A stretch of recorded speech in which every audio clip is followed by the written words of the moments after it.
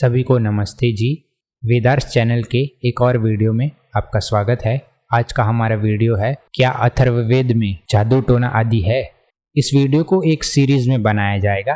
पहले मैं आपको पूर्व पक्ष के प्रमाण दिखाऊंगा, उसके बाद इस वीडियो में सब चीज़ें समझाऊंगा, उसके बाद एक दो और वीडियोस आएंगे। तो ये सीरीज बहुत रोचक होने वाली है। इसमें मुझे समय तो बहुत लगेगा, ये सब प्रमाण खोजने में बहुत समय लगता है। तो ज़्यादा बात ना करते हुए पूर्व पक्ष के प्रमाणों को देखते हैं।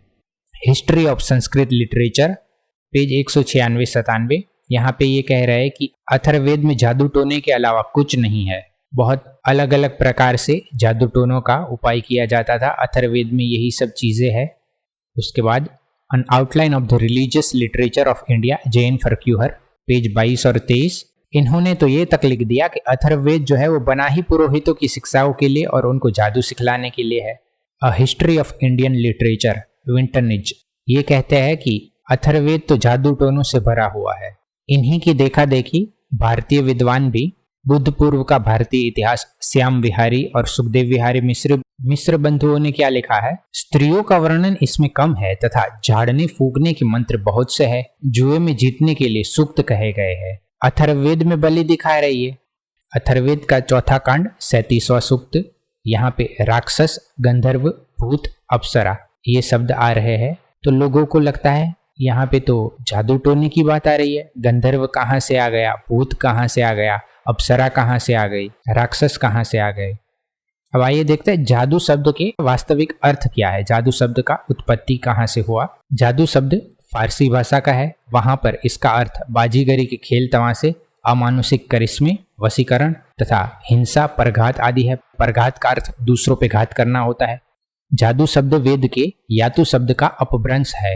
यातु का अर्थ हिंसा है। यात यति वध कर्माणः निघंटु 2:19 में है ये। फिर आइए देखते हैं अथर्ववेद के तीसरे कांड का 30वां सूक्त है, सामंजस्य सूक्त। इस पे मॉरिस ब्लूमफील्ड क्या कह रहे हैं, charms to secure harmony influence in the village assembly, सामंजस्य स्थापित करने का जादू। अथर्ववेद कांड 6 सूक्त 64। मॉरिस ब्लूमफील्ड क्या कह रहे हैं, चार्म्स टू एलाई डिस्कॉर्ड यानी कि विरोध को दूर करने का जादू। Ally Discord suspend strife and bloodshed, सीधा सीधा ब्लडशेड कह दिया। मॉरिस ब्लूमफील्ड ने कह दिया, अनेक विद्वानों ने कह दिया, इतने सारे भाष्य में है तो हम लोगों को लगता है कि यही अर्थ है। तो आइए अब हम सत्य को जानते हैं, सही अर्थ क्या होता है, क्या होना चाहिए। अथर्ववेद में अनेक विद्याओं का प्रतिपादन है। अथर्ववेद में ब्रह्म विद्या है, आयुर्वेद चिकित्सा शास्त्र है, मनोविज्ञान भी अथर्ववेद में है, सुव्यवस्थित राज्य प्रणाली और दूसरे भी अनेक लोक उपयोगी विषय है। लेकिन इन सब में कहीं पर भी जादू टोना नहीं है। अब हम देखेंगे अथर्ववेद में ब्रह्म विद्या का प्रतिपादन कहाँ पर है। अथर्ववेद 15वां कांड 6ठा सूक्त 8वां मंत्र, यहाँ पर सीधा सीधा ब्रह्म विद्या का प्रतिपादन है। अथर्ववेद का 15वां कांड 6ठा सूक्त 9वां मंत्र, ब्रह्मणः शब्द से अथर्ववेद का ही ग्रहण है। ब्रह्म विद्या का प्रतिपादन दूसरे सूक्तों में भी बता देता हूँ। उच्छिष्ट सूक्त जो है 11वें कांड का 7वां सूक्त है, वहां पर मिल जाएगा। वरुण सूक्त 4थे कांड का 16वां सूक्त, केन सूक्त 10वें कांड का 7वां सूक्त है, स्कंभ सूक्त 11वें कांड का 8वां सूक्त है। तो आइए देखते हैं अथर्ववेद में मनोविज्ञान। अथर्ववेद में उच्च कोटि का मनोविज्ञान निहित है, जिसको कि भूलवश जादू टोना समझ लिया जाता है। हम जानते हैं कि ये कोई अतिशयोक्ति नहीं है कि रोगी व्यक्ति के लिए मनोविज्ञान का प्रयोग उतना ही लाभप्रद होता है और आवश्यक होता है जितना कि औषधियों का। यदि व्यक्ति मानसिक रूप से ही हार जाए, ये सोच ले कि मेरा कुछ नहीं हो सकता, तो कोई भी औषधि उसका कुछ स्वास्थ्य लाभ नहीं कर सकती। ये हम सब लोग जानते हैं और कहावत भी है, मन के हारे हार है, मन के जीते जीत। उत्तम चिकित्सक जो होते हैं वो रोगी को न केवल औषधि ही प्रदान करते हैं, अपितु उसके मन को भी रोग से लड़ने के लिए तैयार करता है और उसके मन में यह धारणा बैठा देता है कि अवश्य ही सब ठीक हो जाएगा। अथर्ववेद में 2 रूपों में रोगी की मनोवैज्ञानिक चिकित्सा का प्रतिपादन किया गया है। पहली है आश्वासन चिकित्सा और दूसरी है अभिमर्श चिकित्सा। तो आइए देखते हैं आश्वासन चिकित्सा। आश्वासन चिकित्सा में क्या होता है, चिकित्सक को रोगी के पास आते ही उसे रोग से छूटने तथा स्वस्थ होने का आश्वासन देना चाहिए। अब अथर्ववेद में इसका विधान कहाँ पे है।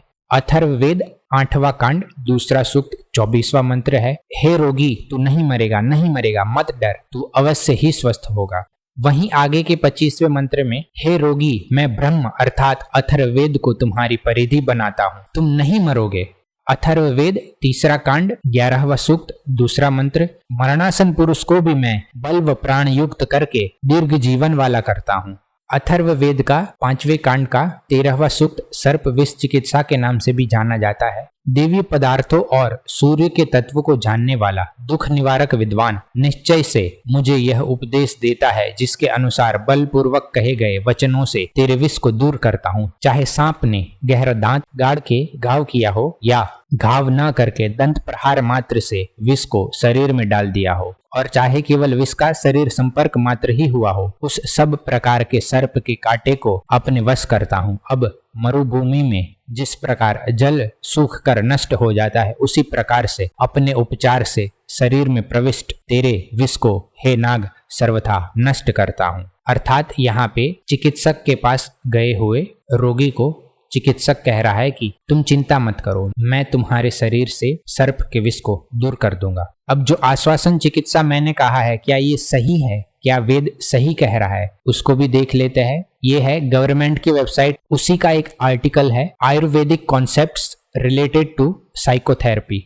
आश्वासन थेरेपी या कहिए रीअश्योरेंस थेरेपी, ये आर्टिकल भी गवर्नमेंट की ही वेबसाइट से लिया गया है, इसको भी आप देख सकते हैं। जो आश्वासन चिकित्सा है उसका प्रयोग आजकल बहुत देखने में आता है। आजकल के जो चिकित्सालय है वहां पे हम देखते हैं कि जब रोगी को कोई असाध्य बीमारी होती है, तब उसके रोग को रोगी के परिवारजनों के सामने ही प्रकट करते हैं। यदि रोगी को यही पता चल जाए कि उसका रोग तो असाध्य है, तो उसको और मानसिक आघात होगा। कभी कभी हमें देखने में ऐसा भी आता है कि रोगी स्वयं ही अपने लिए इसी मनोविज्ञान का प्रयोग करता है। लोग सोचते हैं कि मुझे तो कुछ नहीं हुआ है, मैं तो बिल्कुल स्वस्थ हूँ, या तो ये सोचता है कि मैं तो बिल्कुल ठीक हो जाऊंगा। मन में बार बार स्थान बनाने वाले दुर्विचारों को दृढ़ संकल्पी पुरुष फटकार कर कहता है, हे मन को नीचे गिराने वाले दुष्ट विचार एवं दुस्वप्न, तू दूर हो, परे हट, परे चला जा। दुष्ट पाप प्रवृत्ति को भी दूर कर, क्योंकि जीवनधारी पुरुष का मन बहुत प्रकार के विषयों में लग जाता है। अब आइए देखते हैं अभिमर्श चिकित्सा। अथर्ववेद में चिकित्सा का दूसरा प्रकार अभिमर्श चिकित्सा और मार्जन के रूप में वर्णित है। इन क्रियाओं से शरीर में सनसनाहट उत्पन्न की जाती है, जिससे अनेक शारीरिक तथा मानसिक रोग दूर किए जा सकते हैं। इस अभिमर्श का प्रभाव हम सामान्य जीवन में भी देखते हैं। अपने प्रिय व्यक्ति को गले लगाकर शरीर रोमांचित होता है तथा मन में शांति होती है। बड़े व्यक्ति जब छोटों के सिर पर आशीर्वाद का हाथ रखते हैं, तब उससे अपूर्व स्फूर्ति तथा शक्ति संचार होता है। ये बात भी सही है। जब हम अपने शिक्षकों, गुरुजनों आदि से आशीर्वाद लेते हैं तो बहुत अच्छा लगता है, हमको ऊर्जा का संचार हो जाता है, मोटिवेटेड फील करते हैं हम लोग। अभिमर्श दो प्रकार का होता है, एक तो गति रूप और दूसरा स्थानिक। फैली अंगुली वाले हाथों को संपूर्ण शरीर पर फैलाना गति रूप अभिमर्श है तथा एक ही स्थान पर पुनः पुनः स्पर्श करने को स्थानिक अभिमर्श कहते हैं। ये दोनों ही अभिमर्श शारीरिक तथा मानसिक रोगों को दूर करने एवं मन में उत्साह, सुख, शांति, सद्भाव भरने में सक्षम होते हैं। सिर में दर्द होने पर माथे को दबाने से जो शांति मिलती है वह स्थानिक अभिमर्श का ही फल है। हम देखते हैं धीरे धीरे सिर को दबाने से शांति मिल जाती है। अथर्ववेद में अभिमर्श चिकित्सा का विधान कहाँ पर है, ये भी हम देखते हैं। अथर्ववेद में अभिमर्श चिकित्सा का प्रयोग करते हुए चिकित्सक कहता है कि हे रोगी, मेरा यह हाथ अत्यंत यशस्वी है, इसका स्पर्श ही तुझे रोग रहित कर देगा। मैं इस हाथ से तुझे जो भी औषधि दूंगा वह तुझे अवश्य स्वस्थ करेगी। अथर्ववेद चौथा कांड 13वां सूक्त 6ठा और 7वां मंत्र, हे रोगी, यह मेरा हाथ ऐश्वर्य से युक्त है और यह दूसरा हाथ उससे भी अधिक विभूतिमान है। यह मेरा हाथ सब प्रकार के रोगों की चिकित्सा करता है और इसका स्पर्श करना भी शांति और आनंददायक है। रोग से रहित इन हाथों से तुझे, तेरे शरीर को हम वैद्य लोग और बालक के आचार्य लोग स्पर्श करते हैं। निरोग रोग जंतुओं से रहित स्वच्छ हाथों से वैद्य रोगी के शरीर का स्पर्श करे और मानस बल द्वारा चिकित्सा करने के लिए हाथों की अंगुलियों को फैलाकर वाणी के शब्दोच्चारण सहित उसकी चिकित्सा करनी चाहिए। अभिमर्श चिकित्सा के पीछे का मनोविज्ञान क्या है वो भी देख लेते हैं। चिकित्सक जब प्रेम एवं विश्वास पूर्वक रोगी के शरीर का स्पर्श करेगा तो इसकी प्रतिक्रिया रोगी के शरीर तथा मन पर होगी ही। यह मनोविज्ञान है, कोई जादू नहीं। ऐसा लोक में भी देखा जाता है। अनेक रोगी किसी संत महात्मा और अपने श्रद्धेय व्यक्ति द्वारा सिर पर हाथ रखे जाने से ही स्वास्थ्य लाभ करने लगते हैं। रुग्णावस्था में बच्चे को माता के हाथ का स्पर्श तथा पति को पत्नी के हाथ का स्पर्श बहुत सुखकर लगता है। अब आइए देखते हैं मार्जन चिकित्सा क्या होती है और उसके मनोविज्ञान को भी देखते हैं। अभिमर्श की भांति ही अथर्ववेद में मार्जन चिकित्सा का भी विधान किया गया है। इसमें भी जादू टोना जैसी कोई बात नहीं है, अपितु यह भी वैज्ञानिक क्रिया है। लोक में बहुधा इस प्रकार के प्रयोग किए जाते हैं। मार्जन के अनेक प्रकार है, यथा जल से, वस्त्र से इत्यादि। बेहोश हो जाने पर, चक्कर आने पर तथा सर्प काटने पर शीतल जल के छींटे देने से लाभ होता है। ये हम सब लोग देखते हैं कि बेहोश हो जाने पर सबसे पहला काम हम पानी छिड़कने का करते हैं। चक्कर आने पे और सांप के काटने पे भी व्यक्ति जो है, जब सर्प काटता है तो उसकी आंखें खुली रहनी चाहिए। व्यक्ति को जीवित रखने के लिए जल का छिड़काव किया जाता है। भाव प्रकाश निघंटु में जल को मूर्छा पिपासा कहा गया है। भाव प्रकाश निघंटु पूर्वखंड 13(2)। जल में भीगे हुए मोटे वस्त्र द्वारा भी मार्जन किया जाता है। तेज बुखार चढ़ने पर गीली पट्टी माथे पर रखने का सुझाव चिकित्सक भी देते हैं। इसी प्रकार अन्य पदार्थों के द्वारा मार्जन करने से भी लाभ होता है। शरीर में पीत उछलने पर खुले शरीर पर कंबल ओढ़कर लेटने से पीती दब जाती है। इसी प्रकार जुलाहे के ताना संवारने वाले ब्रुश के अनुलोम स्पर्श से भी पीती दब जाती है, लेकिन वहां पे अनुलोम स्पर्श से उसकी पीती दब जाती है। उसको पता नहीं है काला जादू जैसा कुछ नहीं होता, जादू टोना जैसा कुछ नहीं होता, भूत प्रेत की बाधा नहीं होती, वो उसको अनुलोम स्पर्श कहा जाता है। ये सभी वैज्ञानिक क्रियाएं हैं, कोई जादू नहीं, किंतु इनके रहस्य को न समझने के कारण इनको जादू समझ लिया जाता है। अथर्ववेद में मार्जन में भी एक प्रकार आता है, औषधियों के द्वारा रोगों को दूर करना। अथर्ववेद में पहले कांड के 12वें सूक्त का 3रा मंत्र, क्षय के रोगी को पर्वतीय प्रदेश में जाने को डॉक्टर भी कहते हैं। वृक्ष, लता, वन, औषधि, पर्वत, नदी, चंद्रमा, सूर्य आदि प्राकृतिक पदार्थ रोगी तथा निरोग सभी व्यक्तियों के शरीर तथा मन पर प्रभाव डालते हैं। अथर्ववेद 1.12.3 में तो कई रोगों के लिए पर्वतों को तथा वनस्पतियों का सेवन करना बतलाया है। अब अथर्ववेद में मार्जन चिकित्सा का रहस्य भी देख लेते हैं। जो पिछले मंत्र मैंने दिखाए, यहाँ पर उन्माद, शिरोरोग, वात प्रकोप, पित्त प्रकोप तथा कफ प्रकोप से ग्रस्त रोगी को पर्वतों तथा वनस्पतियों का सेवन करने के लिए कहा गया है। ये कोई जादू तो नहीं है, विज्ञान सम्मत प्रयोग है।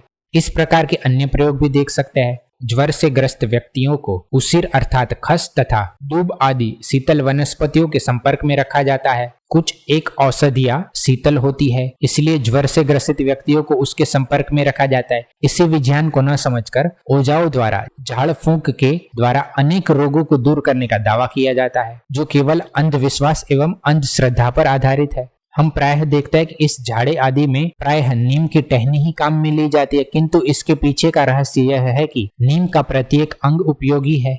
अथर्ववेद पहले कांड के 22वें सूक्त के 4थे मंत्र में भी औषधियों का नाम आया है। सूक और रोपणका औषधि का नाम आया है।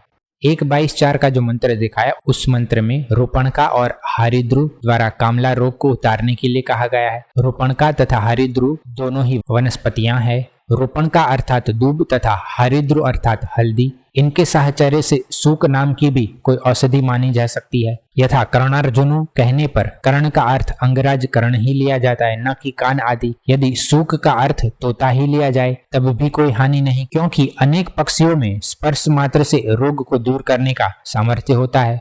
ऋग्वेद में भी हमें इसी प्रकार के संकेत मिलते हैं। ऋग्वेद प्रथम मंडल 191वां सूक्त 11वां मंत्र। यहाँ पर यक्तिका तथा शकुंतिका को विषनाशक कहा है। वैद्यक शब्द सिंधु में शकुंतिका के मुर्गा, कौवा तथा कीट विशेष अर्थ दिए हैं। परीक्षणों द्वारा यह सिद्ध है कि सर्प काटे घाव पर मुर्गी के चूजों को चिपकाया जाता है, जो अपने नीचे के भाग द्वारा सर्प विष को चूस लेते हैं। सूक का प्रयोग करके कामला को उतारना भी इसी प्रकार की कोई क्रिया हो सकती है। यहाँ पर औषधि का प्रयोग करके रोग को उतारने की बात कही है। यह कोई जादू नहीं है। इस वीडियो में जो प्रमाण दिए गए हैं वो शिवपूजन सिंह कुशवाहा जी की कुशवाहा ग्रंथावली और एक पुस्तिका है डॉक्टर रघुवीर वेदालंकार जी की क्या अथर्ववेद में जादू टोना आदि है, पुस्तकों से प्रमाण लिए है। और आगे भी हम इस वीडियो की श्रृंखला को जारी रखेंगे, और जब इस श्रृंखला को समाप्त किया जाएगा तो जितने भी प्रमाण है उसकी एक संकलित PDF साझा कर दी जाएगी आप लोगों के साथ। यदि आपने वीडियो को अंत तक देखा है तो बहुत बहुत धन्यवाद। सभी को नमस्ते जी।